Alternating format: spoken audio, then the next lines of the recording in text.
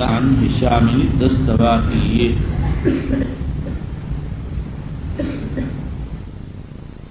اکرم صلی اللہ علیہ وآلہ وسلم نے بہت سی شادیاں کی تھیں.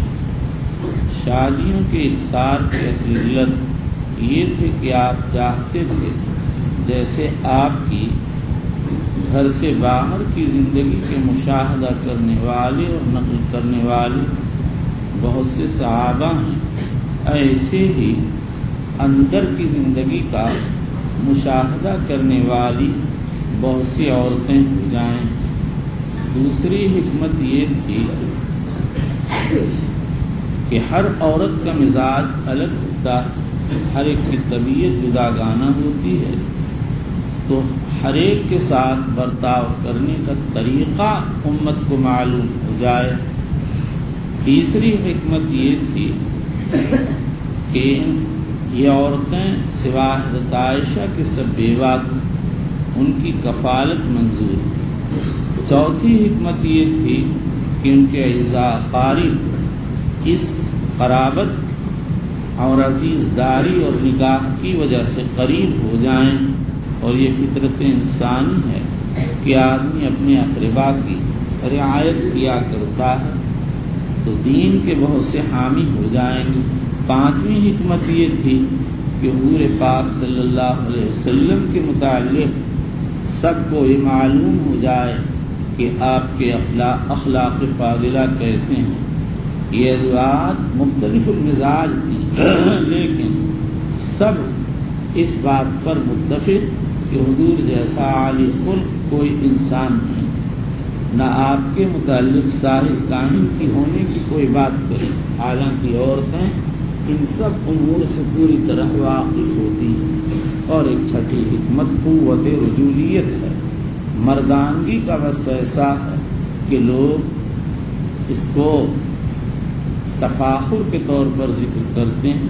یہ شہوت کی علامت ہے. قال كنا نتحدث انه قاطع قوت ثلاثین، اور اسماعیلی کی روایت میں قوت 40، اور ابو نعیم کی ایک روایت میں ہے کہ ہر آدمی کو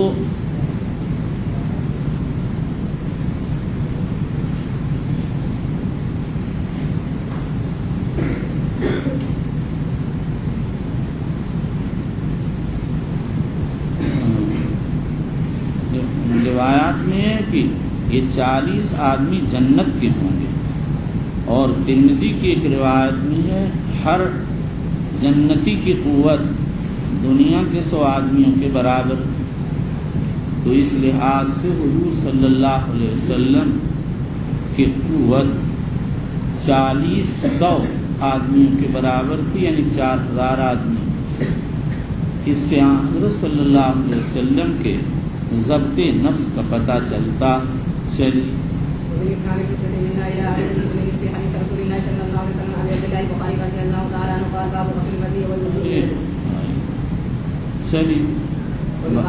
باب غسل المزی والوضوء منه. المزی بفتح المیم وکسر الزال وتشدید الياء وقیل بتخفیفها والمزی بفتح المیم وسکون الزال. الماء اللزج الذي يخرج من الانسان عند المداعبة مع الاهل او تذکر الجماع.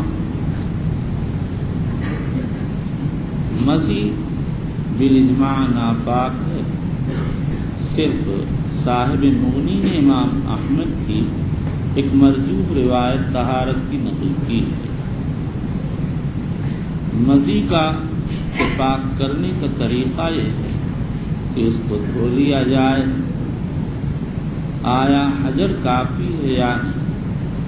مالکیہ شافعیہ کے ہاں حجر کافی نہیں ہے، حنفیہ حنابلہ کے ہاں حجر کافی ہے.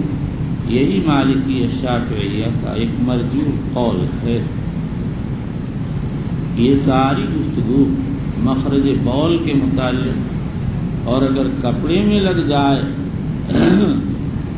یا باقی بدن پر لگ جائے تو اس کا دھونا واجب ہے۔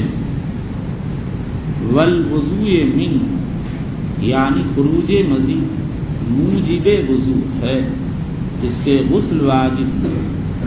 اور یہ جو ہدایہ کے بعد حواشی میں لکھ دیا گیا کہ امام احمد کے ہاں مزی کے خروج سے غسل واجب ہے، یہ نقل غلط ہے، اور اس کا منشا وہ قول ہے جو ہم نے ابھی ذکر کیا کہ امام احمد سے قول مزی کی طہارت کا نقل کیا جاتا ہے، اور یہ کہا جاتا ہے یہ مزی پگھلی ہوئی منی ہے، اور منی امام احمد کے ظاہر قول پر پاک ہے۔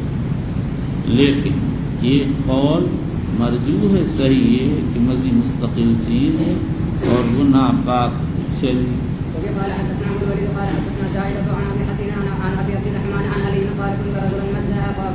مسا کیا چیز ہے احمد؟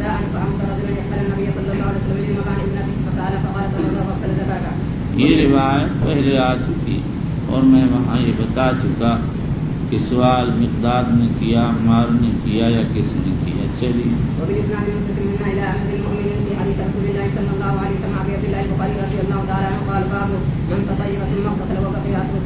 امام بخاری رضی اللہ عنہ فرماتے ہیں اگر کسی آدمی نے خوشبو لگا کر غسل کیا اور غسل کے بعد خوشبو کا اثر باقی رہا تو یہ غسل پر مؤثر نہیں ہے اور آدمی کا غسل مکمل ہو گیا، اور نہ ہی یہ نظافت کے خلاف ہے، چونکہ بہت سے لوگوں کا دستور ہے کہ وہ بدن پر تیل لگاتے ہیں، کبھی خوشبو لگاتے ہیں اور پھر اپنی بیوی کے پاس جاتے ہیں، پھر غسل کرتے ہیں اور خوشبو یا تیل کا اثر بدن پر باقی رہ جاتا ہے۔ تو امام بخاری نے سنت سے یہ بات ثابت کر دی کہ اس خوشبو کے باقی رہنے سے کوئی اثر نہیں پڑتا، غسل پورا ہو گیا۔ چلیے قال حدثنا ابو النعمان قال حدثنا ابو عوانة عن ابراهيم بن محمد بن المنتشر عن ابي قال سالت عائشة رضي الله تعالى عنها فقال قول ابن عمر ما احب ان اسقي محرما ان توفي طيبا، فقالت عائشة رضي الله تعالى عنها انا طيبت رسول الله صلى الله عليه وسلم ثم ساقت في نسائي ثم اصبح مغرما. وبي قال حدثنا آدم بن ابي اياس قال حدثنا شعبة قال حدثنا الحكم عن ابراهيم عن الاكبر عن عائشة رضي الله تعالى عنها قال كان انظر الى وبيذ الطيب وبیس چمک چلی الى وبيذ الطيب في مفرق النبي صلى الله عليه وسلم مفرق ماں چلی وهو محرم. وبالإسناد المتصل منا إلى أمير المؤمنين في حديث رسول الله صلى الله عليه وسلم أبي عبد الله البخاري رضي الله تعالى عنه قال باب تخليل الشعر حتى إذا ظن أنه قد أروى بشرة وفاض عليه. فرماتے ہیں آدمی پہلے بالوں کو خلال کر لے اور جب گمان غالب ہو جائے کہ کھال تر ہو گئی تو پھر سر کے اوپر پانی بہا لے،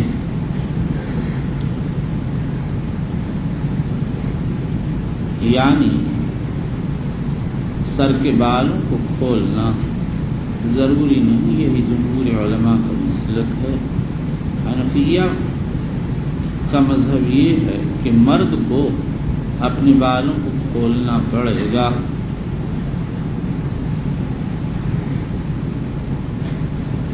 شاید امام بخاری نے ان کی تردید فرمائی ہے۔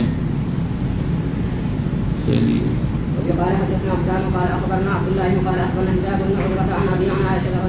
لیکن عورت کو سر کا بال غسل جنابت میں کھولنا ضروری نہیں ہے، صرف حسن بصری اور طاؤس کہتے ہیں کھولنا ضروری ہے۔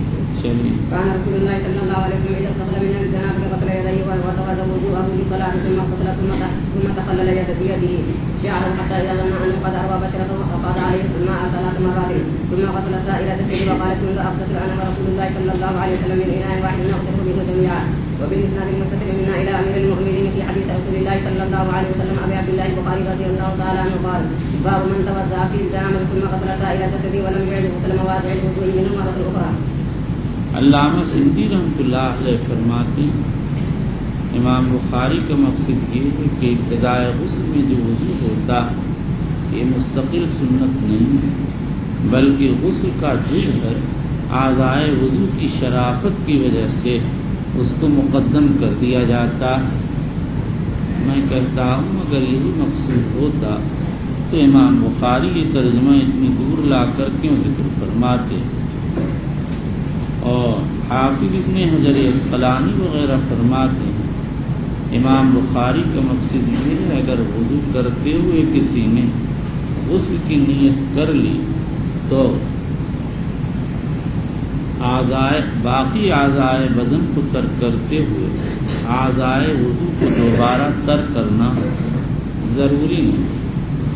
حافظ ابن حجر عسقلانی وغیرہ نے یہ تقریر اس لیے کی ہے کہ ان کے ہاں غسل میں نیت شرط ہے، اس لیے اعضائے وضو کی جنابت اسی وقت دور ہوگی جب ان کو دھوتے ہوئے غسل کی نیت بھی کی گئی۔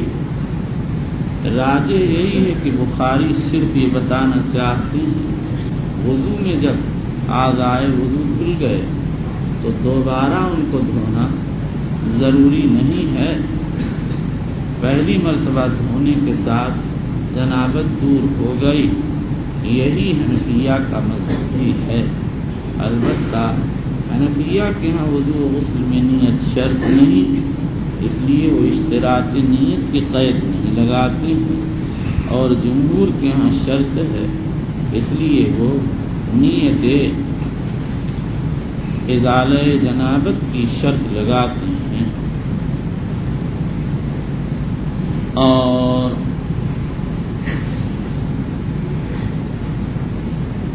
چلو یوسف ابن عیسیٰ قال اخبرنا الفضل بن موسى قال اخبرنا الاعمش عن سالم عن كريم بن مولى بن عباس عن ابن عباس عن ميمونة رضي الله تعالى عنها عن ابن عباس عن ميمونة رضي الله تعالى عنها قالت وضع رسول الله صلى الله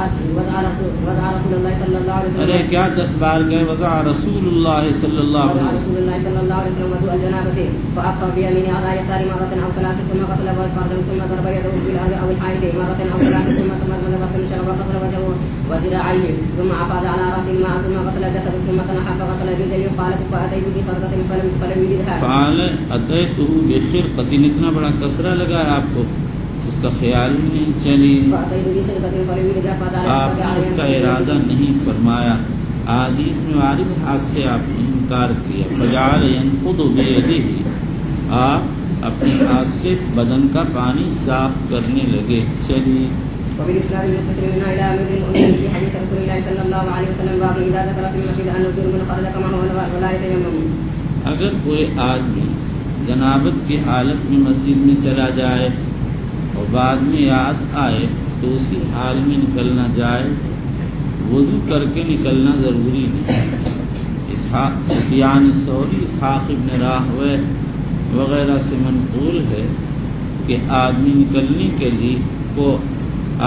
نکلنے کے لیے وضو کرنا واجب ہے۔ امام بخاری رضی اللہ تعالی عنہ نے اس کی تردید فرمائی ہے۔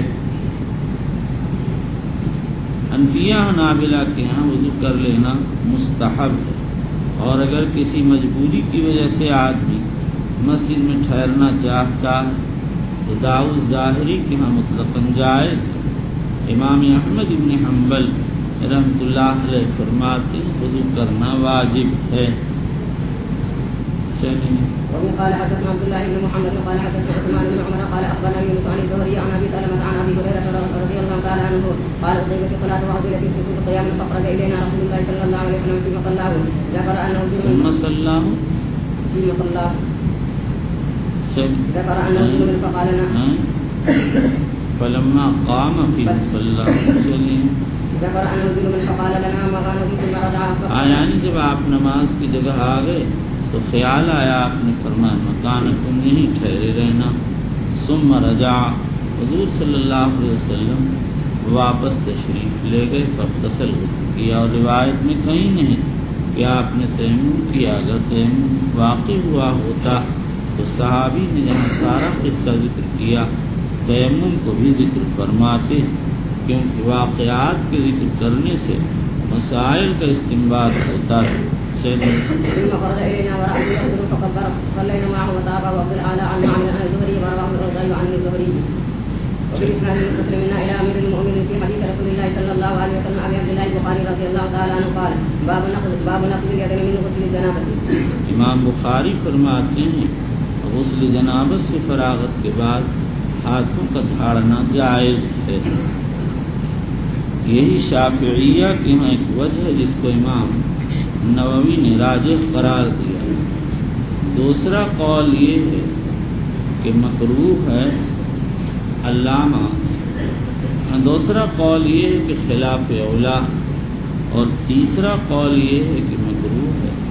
علامہ رافعی نے اسی کو اختیار کیا ہے، اور حنفیہ کے متاخرین نے لکھا وہ وضو و غسل کے آداب ایک ہیں، اور وضو کے ادب میں یہ لکھا ہے کہ ہاتھوں کو نہ جھاڑا جائے. تو اس سے یہ نکلا کہ غسل میں بھی یہی کرنا پڑے گا. ان لوگوں نے ایک دلیل پیش کی ہے، قال النبی صلی اللہ علیہ وسلم لا تنفذوا ایدیکم من الماء فإنها مراوح الشیطان. ابن صلاح اور نووی کہتے ہیں اس حدیث کا کوئی وجود نہیں، لیکن یہ صحیح نہیں ہے. ابن ابی حاتم نے علل میں، ابن حبان نے کتاب الضعفاء میں اس روایت کی تخریج فرمائی ہے، مگر ابو حاتم کہتے ہیں یہ حدیث منکر ہے. اگر یہ روایت ثابت ہوتی تو ہم کہتے ہاتھ جھاڑنے کی دو شکلیں ہیں. ایک شکل یہ ہے کہ لوگ بیٹھے ہیں ان پر چھینٹ پڑ رہی، اس سے چونکہ لوگوں کو اذیت پہنچتی ہے، اسی صورت میں ممانعت وارد ہوئی. اور دوسری شکل یہ ہے کہ ایک طرف کو ہاتھ جھاڑا جائے جہاں کسی پر چھینٹ نہ پڑتی ہو. یہی صورت روایت الباب کا محمل ہے. چلیے. وفي قال حدثنا عبدان قال اخبرنا ابو هريره قال سمعت الاعمش عن سالم بن ابي الجعد عن قريب بن ابي عباس قالت ميمونه رضي الله تعالى عنه رضی اللہ تعالی عنہ وضعت للنبي صلى الله عليه وسلم غسلا فتتركه بثوب مصبع کتنی عليه. بار یہ روایت آئی تو پڑھ نہیں سکتے. 9 بار یہ روایت اس کتاب میں آئی ہوئی ہے.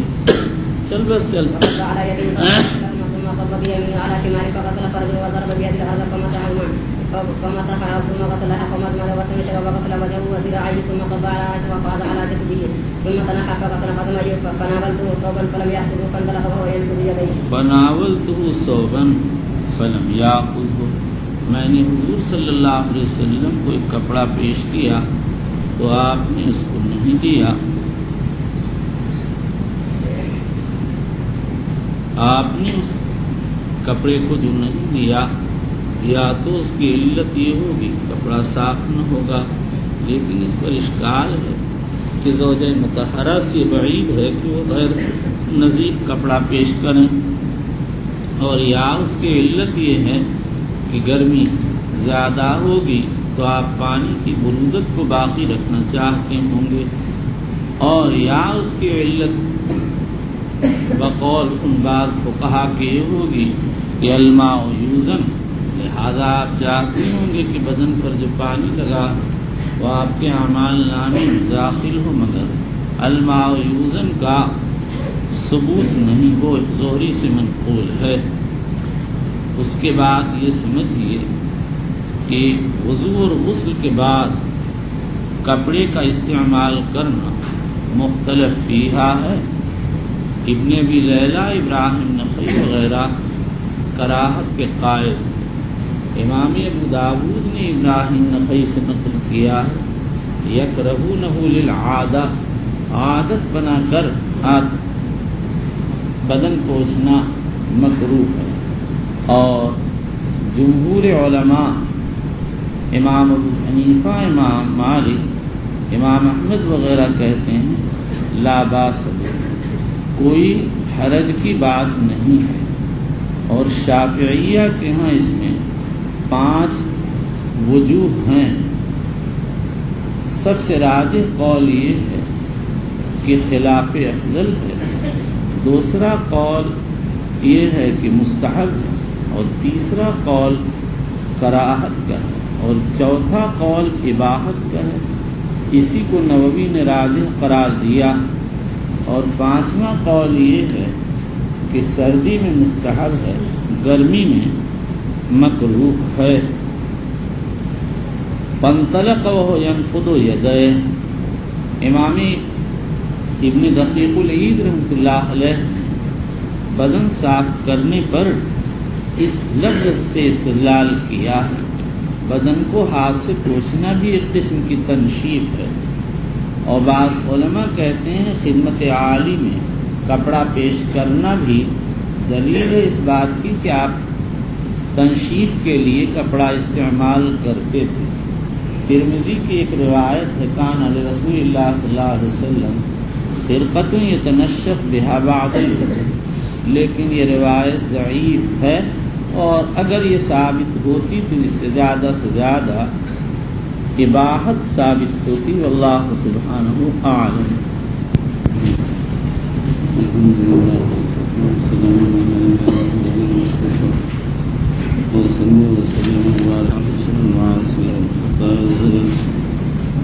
اللهم اغفرنا واغفرنا واصلح لنا شأننا كله لا اله الا انت، ما بعد، وبإسناد متصل منا إلى أمير المؤمنين حديث رسول الله صلى الله عليه وسلم أبي عبد الله محمد بن إسماعيل البخاري رضي الله عنه وأرضاه، وأنزل ثوابه ووفاه وحشرنا في الجنة ونفعنا بعلمه. قال: باب من بدأ بشق رأسه الأيمن في الغسل.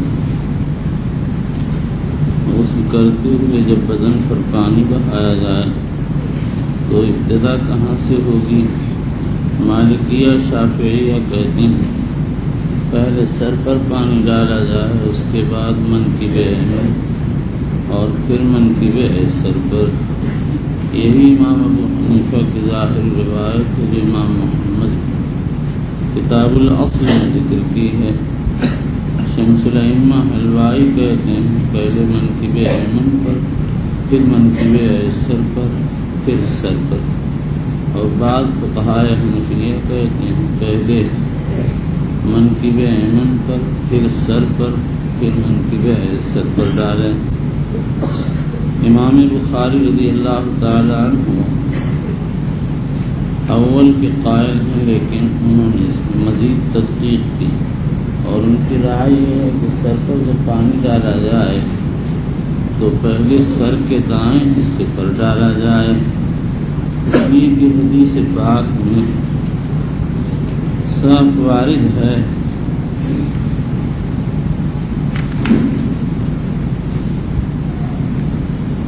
اخذت بیدیہا ثلاثا فوق راسها ثم تأخذ بیدیہا علی شقها الایمن۔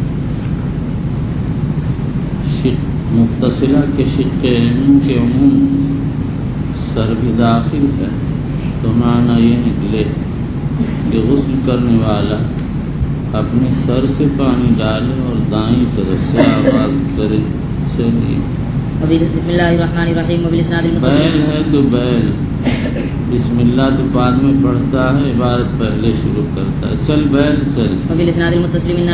نادیہ بیل ہے، نادیہ بیل جانتا ہے؟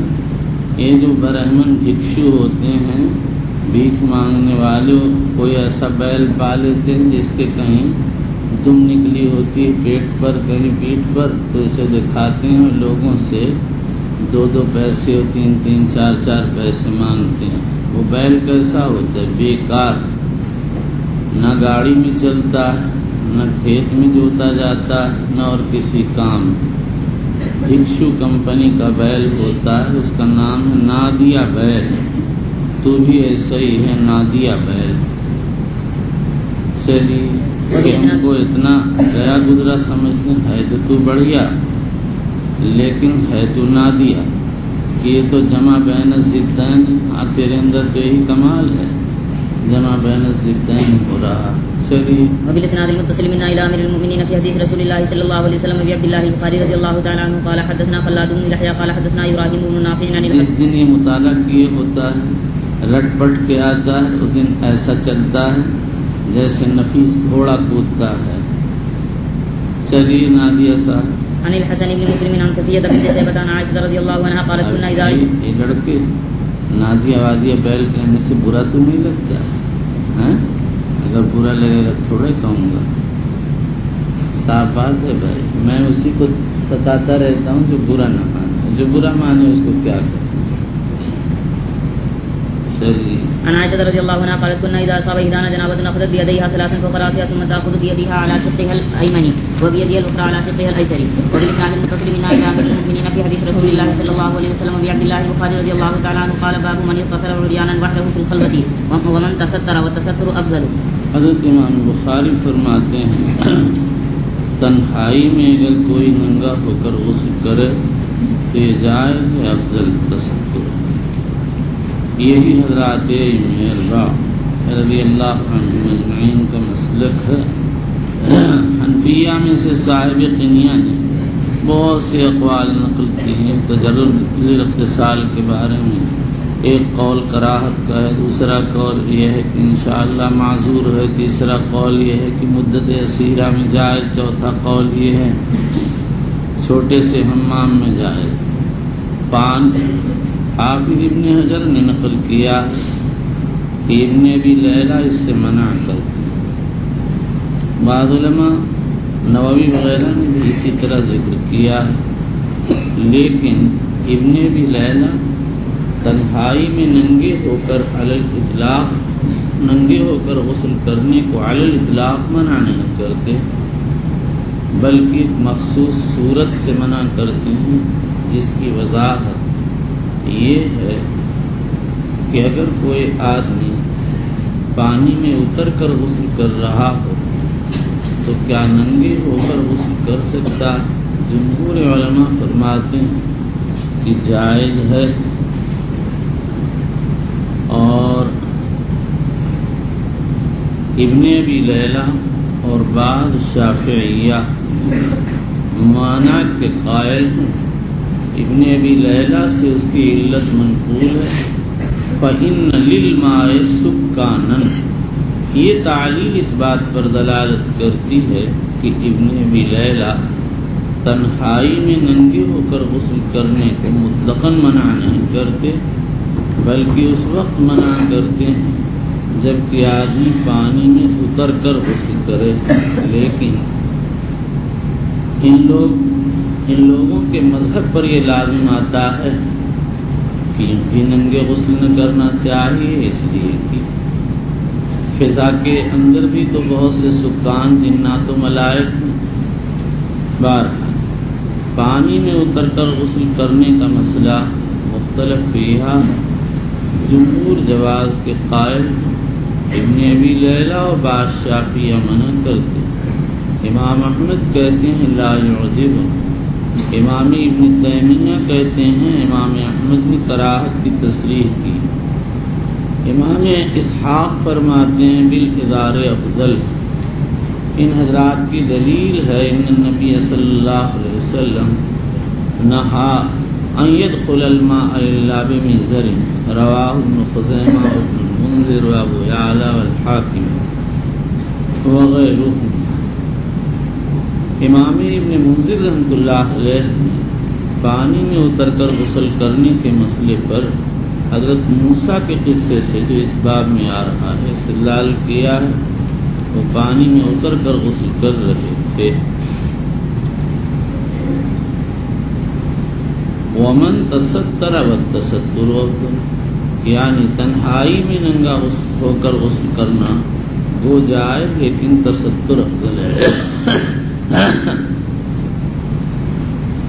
وقال بعض من أبيه عن جده عن النبي صلى الله عليه وسلم الله أحق أن يستحيا منه الناس. یہ حدیث امام احمد ابن ابی شیبہ اصحاب السنن نے روایت کی.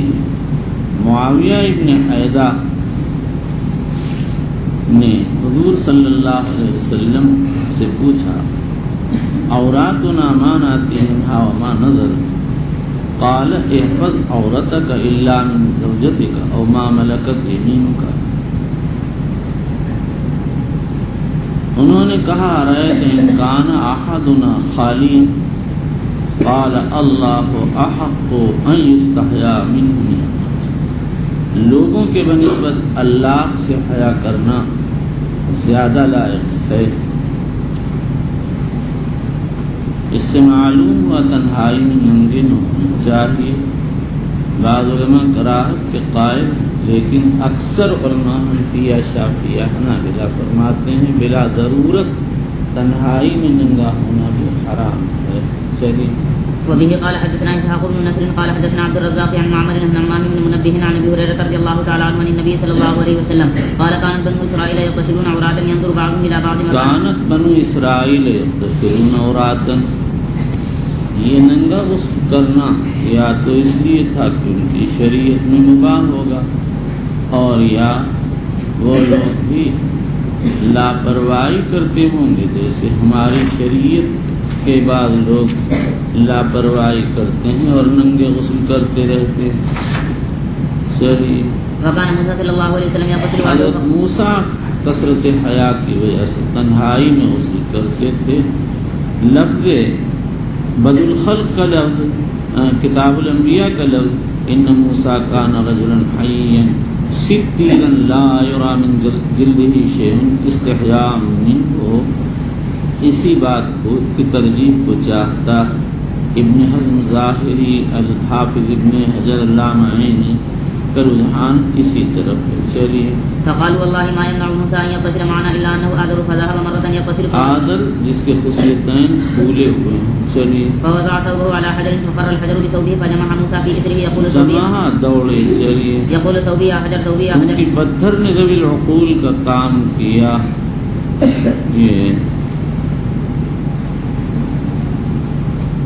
وَكَانَ مُوسَىٰ يَغْتَسِلُ وَحْدَهُ فَذَهَبَ مَرَّةً يَغْتَسِلُ فَوَضَعَ ثَوْبَهُ عَلَى حَجْرٍ، یعنی پانی میں اتر پڑے۔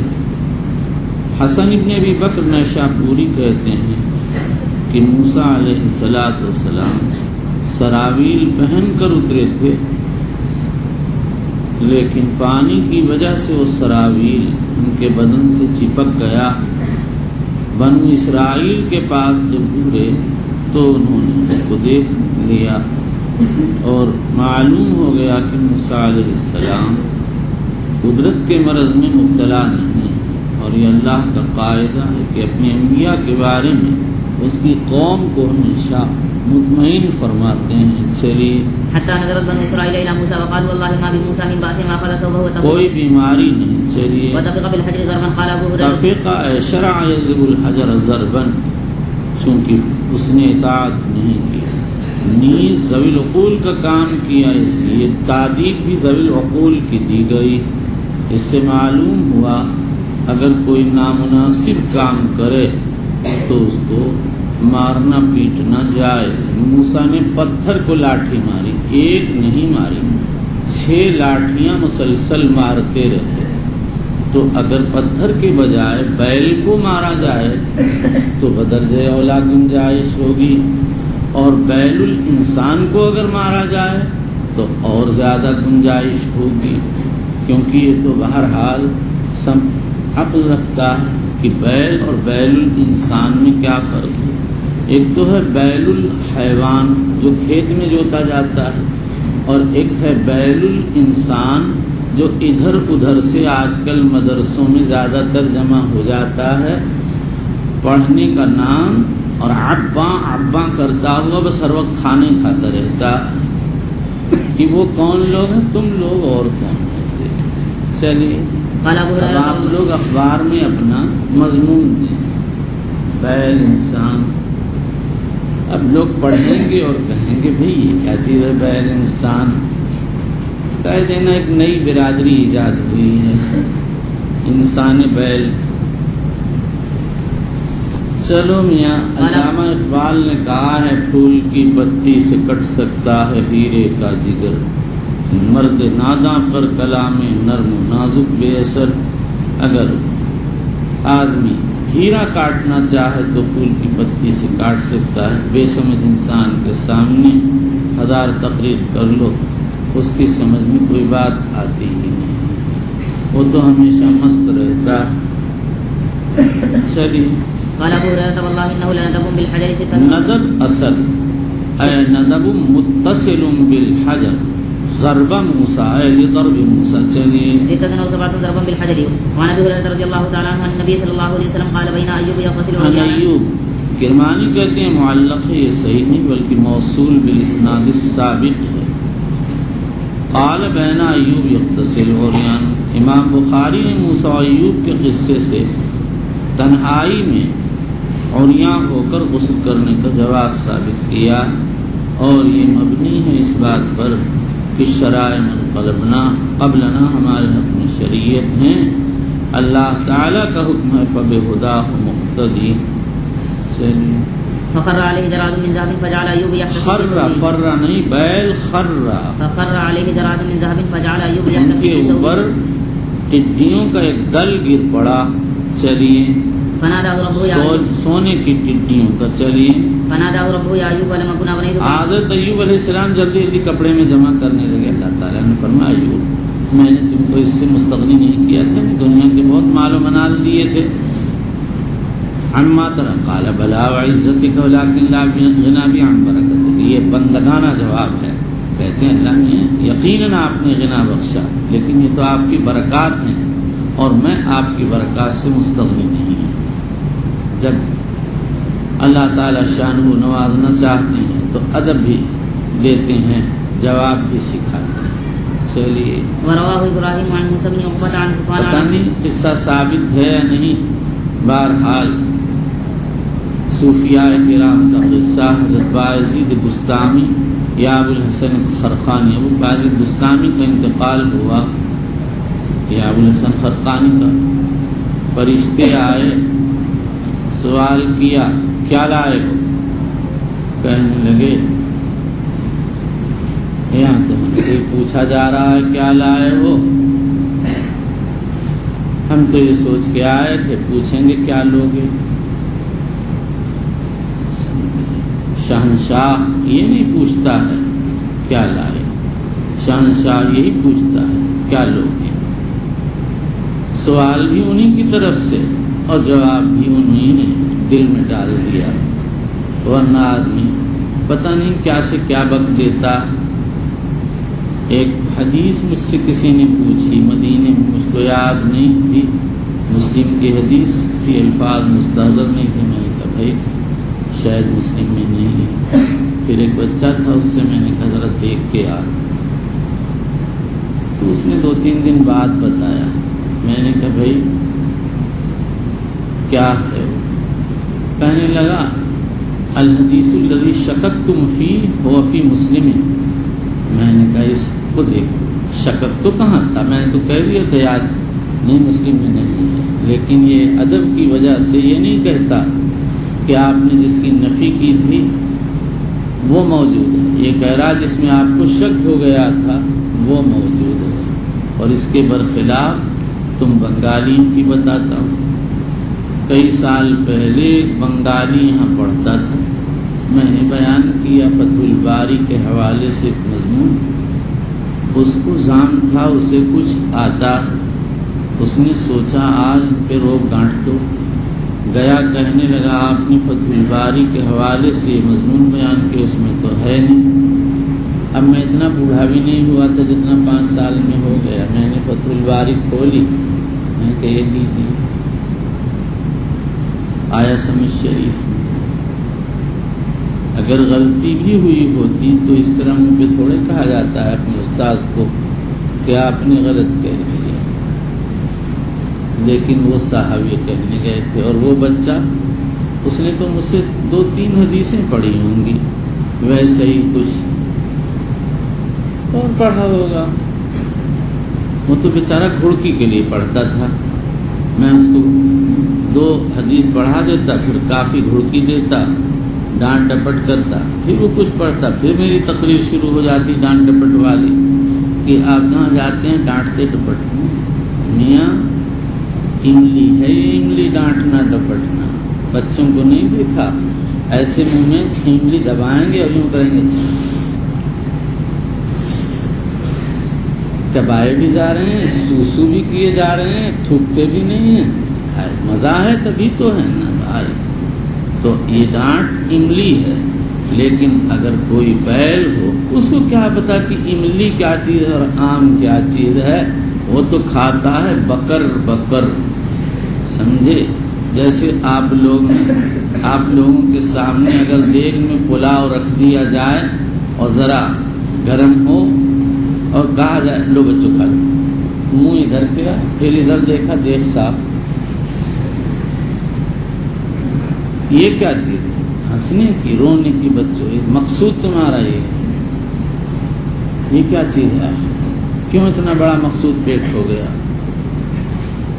یہ واقعی میں تعجب کرتا تھا اس کے جواب سے، میں نے کہتا ہے الذی شککتم فیہ ہوا موجود فیہ، میں نے کہا بیٹا میں شک نہیں کیا تھا لیکن تیرا حسن جواب اچھا لگتا ہے، تو ہی مجھ کو اچھا لگتا ہے، یہ اچھا بہت اچھا لگتا تھا۔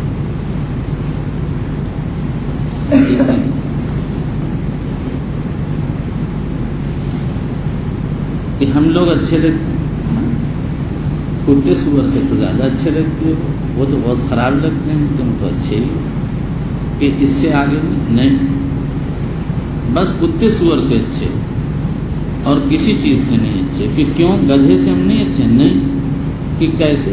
گدھے کے اوپر دھوبی لاد کے لے جاتا ہے، کپڑے دھوتا ہے، لوگوں کا کام کرتا ہے گدھا، تم کس کام کے ہو؟ کہہ دے ہم بھی تو ایسے ہیں، وہی قوم ہے ہم بھی، ایسے تو ہو سکتا ہے؟ کتاب لادے پھر رہے ہو جیسے گدھا لادے پھر رہا ہے۔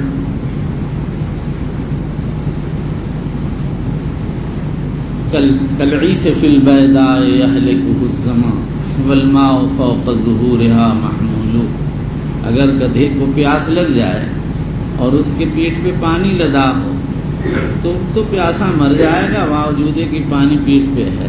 ایسے ہی تم لوگ ہو کہ کیا مطلب ہے؟ وضاحت کیجیے ورنہ آپ کے خلاف مقدمہ ہونے والا ہے۔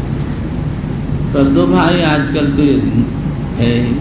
ارے مطلب یہ ہے کہ تم پیٹھ پر لادے ہوئے ہو کتابیں، اور مگر تمہیں نہ کتاب کا علم ہے نہ اس پر عمل کرنے کی توفیق ہوتی ہے، تو تمہاری مثال اس عیس یعنی گدھے کی سی ہے جس کا تذکرہ شاعر نے کیا ہے۔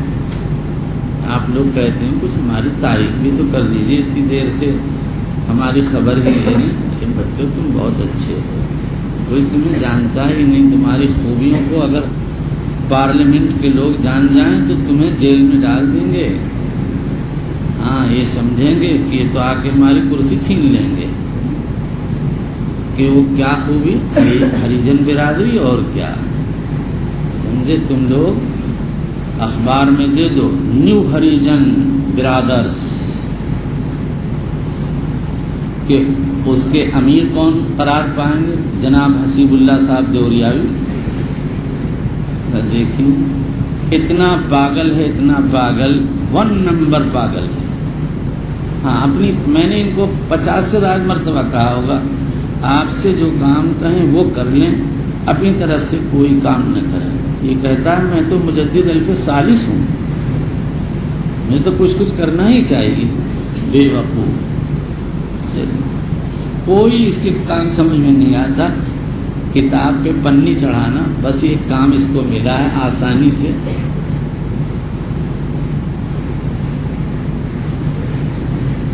بس یہ کام تو کوئی بھی کر لے گا بھائی، چھوٹا بچہ بھی کر لے گا، چھوٹے بچے بھی اتنی بات سمجھ جاتے ہیں۔ اب یہ لوگ ایک کتاب میں نے ڈھونڈنے کو کہا، نہیں ڈھونڈ سکے، اور آفتاب تھا فوراً نکالتا تھا۔